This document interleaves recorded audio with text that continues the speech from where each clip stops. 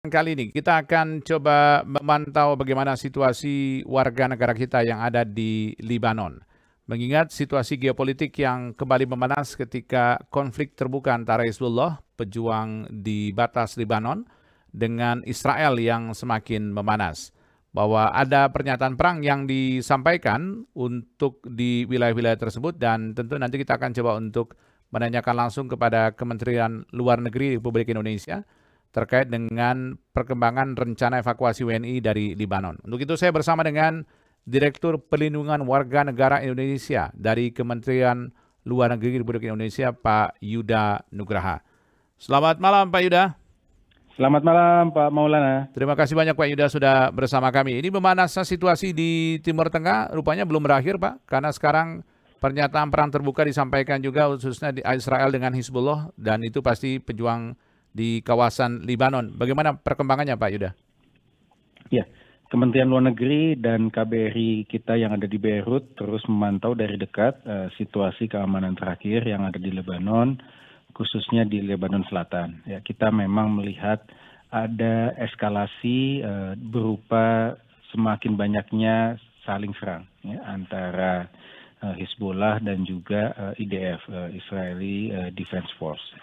Dan ini tentu menjadi concern kita bersama dalam konteks pelindungan warga negara Indonesia. Nah, dalam hal tersebut kita terus berkoordinasi dengan perwakilan kita yang ada, bukan hanya yang ada di Beirut, namun juga yang ada di kawasan untuk terus meningkatkan kewaspadaan dan juga mengantisipasi jika terjadi eskalasi.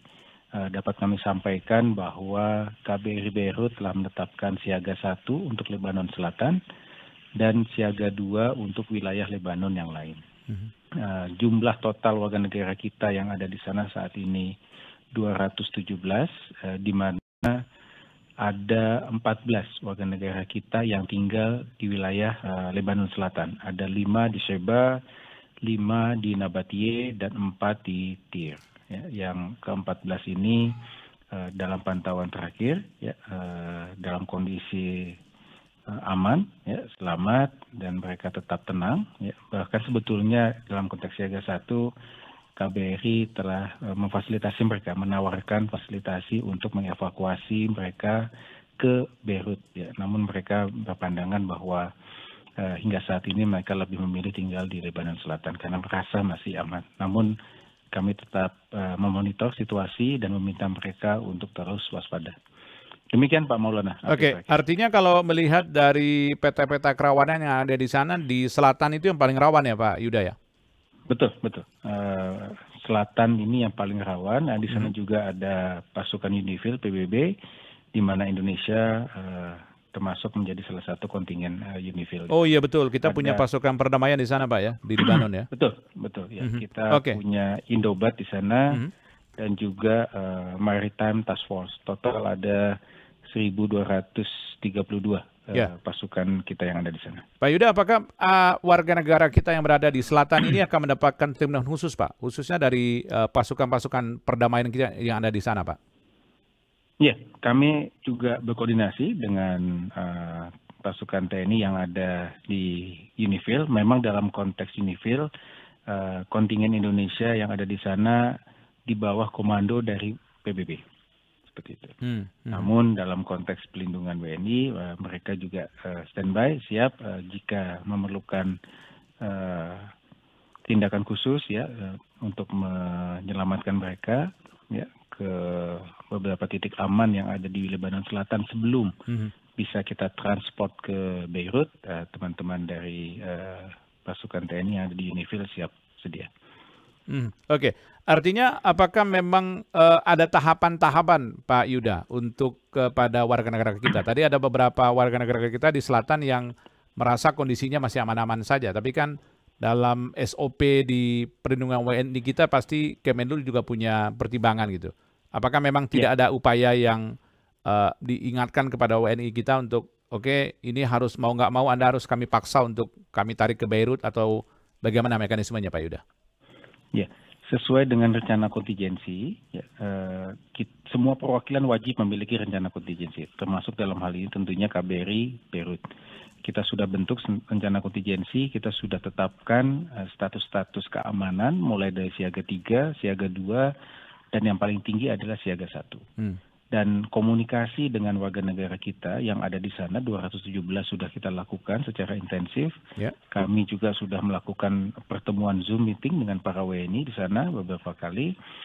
Teman-teman KBRI sudah membangun WA group di sana, ya, menyampaikan update situasi keamanan day by day di sana, sekaligus memperingatkan kalau ada eskalasi segera melakukan langkah-langkah sebagaimana yang sudah disarankan oleh KBRI. Nah, terkait dengan proses evakuasi itu sendiri, ya, sesuai dengan Undang-Undang 37 tahun 99 mengenai hubungan luar negeri, memang menjadi tanggung jawab negara untuk memindahkan warga negara kita dari situasi yang berbahaya ke lokasi yang aman. Namun proses evakuasi itu sendiri sifatnya by consent. Artinya tidak ada paksaan. Jadi kami tidak bisa memaksa. Itu pilihan dari masing-masing individu. Ini penting Pak, penting dicatat juga karena pendengar kita di WhatsApp menanyakan juga soal apakah memang ada upaya paksa. Jadi based on rules-nya tuh sebenarnya nggak boleh Pak ya, memaksa orang untuk keluar dari satu lokasi, even though itu adalah warga negara Indonesia ya Pak Yuda ya? Betul. Karena tanggung jawab negara itu adalah menyampaikan informasi mengenai situasi keamanan yang ada dan memfasilitasi proses evakuasi.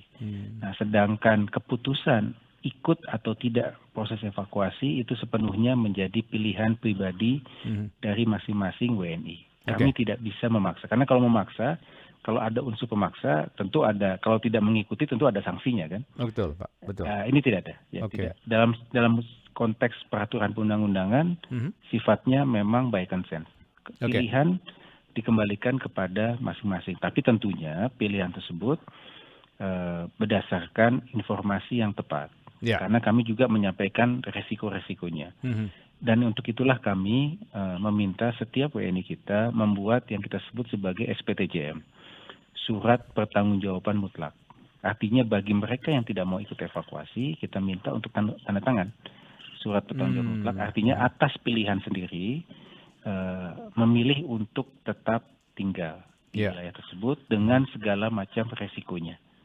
Jadi mereka harus paham bahwa ketika mereka memilih untuk tetap tinggal di sana, kami sudah menyampaikan segala macam resikonya. Dan jika nanti terjadi sesuatu luar biasa yang terjadi, dan kemudian mungkin mereka berubah pikiran, mungkin kemampuan kami akan sangat terbatas. Karena kita tidak akan menunggu situasi menjadi total chaotic baru kita evakuasi. Tentu tidak seperti itu. Karena kita kan punya tanggung jawab bukan hanya mengamankan WNI, tapi juga mengamankan tim yang ada di sana. Proses evakuasi ini sampai kapan Pak akan dilakukan? Selama situasinya tetap siaga 1. Selama siaga 1, maka proses evakuasi akan terus lakukan. Nah, soal apakah evakuasi hanya dihususkan bagi tadi yang mau, jadi pendengar juga harus kita underline bahwa yang mau tadi ya, tidak dengan paksaan. Apakah memang hanya WNI kita, dan apabila dia sudah berasimilasi dengan warga negara sana, keluarganya pun bisa dievakuasi juga Pak? Ya, ini pertanyaan menarik ini, yang memang selalu kami terima ketika kita melakukan proses evakuasi. Jadi tentu tanggung jawab negara adalah melindungi warga negara Indonesia. Itu prioritas utama. Namun kita memahami situasi di lapangan, ada warga negara kita yang menikah dengan warga lokal, di mana warga lokal itu statusnya adalah warga negara asing. Nah, kebijakan kita ketika memang masih untuk memungkinkan, kapasitasnya masih memungkinkan dan kemampuannya masih ada untuk ikut mengevakuasi keluarga inti, ya. Ini keluarga inti. Betul. Maka kami akan upayakan. Jadi kami memang tidak memisahkan keluarga. Jadi keluarga inti itu berarti suami, istri, anak Pak ya? Iya, betul. Itu harus digarisbawahi. Tapi memang kewajiban kita di WNI-nya, tapi keluarganya atas dasar kemanusiaan dan lain-lain tetap tidak akan ditinggalkan Pak. Itu Pak ya?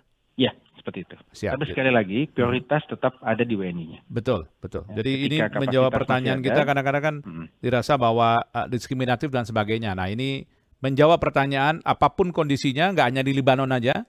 Jadi semua akan diupayakan dengan maksimal. Tapi memang fokusnya adalah WNI. Tapi kalau memang bisa keluarganya dibawa, maka tetap akan dibawa keluarga inti ya. Jadi suami, istri, dan anak itu yang bisa dibawa ya Pak. Betul. Itu terjadi di beberapa proses evakuasi sebelumnya.